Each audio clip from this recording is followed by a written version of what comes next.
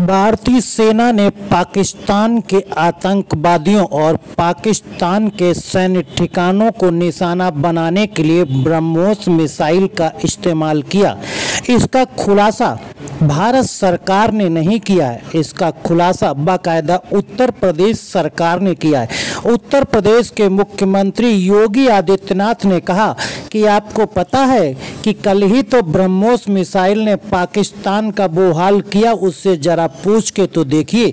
हम आपको सुनाते हैं योगी आदित्यनाथ ने बतौर उत्तर प्रदेश मुख्यमंत्री ब्रह्मोस मिसाइल के इस्तेमाल और पाकिस्तान में नष्ट नाबूद की कहानी क्यों सुनाई। आपने देखा होगा 2 दिन पहले आतंकियों का जो सबसे बड़ा आतंकी राष्ट्र है पाकिस्तान के एक जहाज को जिस मिसाइल ने निशाना बनाया था, उस मिसाइल का नाम है ब्रह्मोस मिसाइल। ये मिसाइल अब लखनऊ में ही बनने वाली है। लखनऊ से फिट करेंगे तो दुश्मन और दुश्मन के आका भी कांप जाएंगे।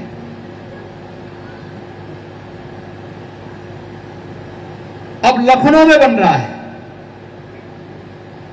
बड़ी बड़ी तोप बनेंगी जो दुश्मन को कंपाएगी। और याद रखना, यह तभी है जब सुरक्षा का बेहतर माहौल हो, और सुरक्षा के लिए हर व्यक्ति को राष्ट्र के प्रति समर्पण का भाव हर व्यक्ति के मन में होना चाहिए। बहनों और भाइयों, हम तभी सुरक्षित हैं जब हमारा देश सुरक्षित है। हमारा देश तभी सुरक्षित और समृद्धि की ओर अग्रसर होगा जब हम सबकी प्राथमिकता में पहला देश होगा।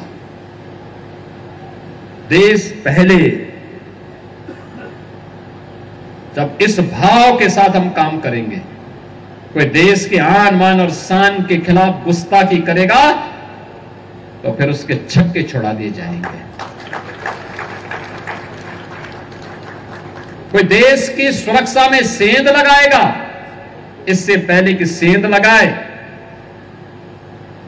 उसी में सेंध लगा देने की आवश्यकता है, उसी को ठीक कर देने की आवश्यकता है। कोई भी ऐसा बयान जो देश के खिलाफ और सुरक्षा बलों के जवानों के मनोबल को तोड़ने वाला है, तत्काल उसके खिलाफ जनता को जागरूक करने की आवश्यकता है, बताने की आवश्यकता है कि छद्म रूप में बैठे हुए इन लोगों से सावधान हो, इन लोगों से संबंध तोड़ो, इनका बहिष्कार करो, क्योंकि अंततः देश की लड़ाई हम सबकी लड़ाई होनी चाहिए। देश का सम्मान हम सबका सम्मान होना चाहिए। और उस भाव के साथ जब हम काम करेंगे तभी हमारी आध्यात्मिक विरासत, तभी हमारी समृद्धि और तभी हमारी सुरक्षा इस रूप में संरक्षित रह पाएगी। एक तरफ विकास और दूसरी तरफ सुरक्षा का बेहतर माहौल। याद रखना, विकास सार्थक तभी है जब सुरक्षा है। सुरक्षा के बगैर समृद्धि भी बहुत दिनों तक नहीं रहती है। सुरक्षा के बगैर विकास भी बाधित हो जाता है। 17 के पहले विकास इसलिए नहीं हो पाता था क्योंकि सुरक्षा की व्यवस्था नहीं थी। सरकार के पैरेलल माफिया गैंग खड़े थे, भ्रष्टाचारी खड़े थे। कोई योजना आती थी, हड़प जाते थे।